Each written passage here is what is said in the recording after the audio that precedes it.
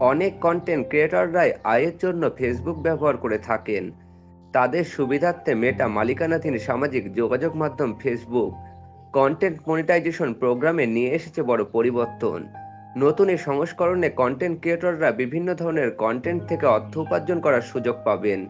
নতুন এই সংস্করণে ইনস্টিমেটস, রিল অ্যাডস এবং পারফরমেন্স বোনাসকে একটি একক প্ল্যাটফর্মে একত্রিত করা হয়েছে।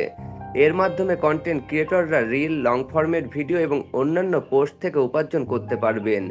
এটি কেবল রিল বা ছোট ভিডিওর মধ্যে সীমাবদ্ধ থাকবে না, বরং ফটো এবং টেক্সট পোস্ট এতে অন্তর্ভুক্ত করা হয়েছে।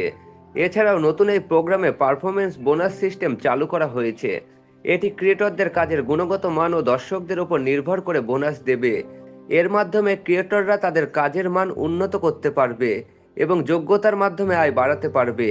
ফেসবুক এই নতুন মনিটাইজেশন প্রোগ্রামের মাধ্যমে ক্রিয়েটরদের জন্য আয় করা আরও সহজ করার উদ্দেশ্যে বিভিন্ন অ্যাপ্লিকেশন এবং টুলস জড়ো করছে। নতুন ইনস্টিম অ্যাডস ক্রিয়েটরদের দীর্ঘ ফরম্যাটের ভিডিও থেকে উপার্জন করতে সহায়তা করবে।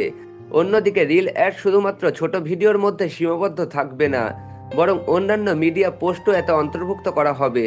তবে নতুন এই মনিটাইজেশন প্রোগ্রামটি উন্মুক্ত হবে 2025 সালে।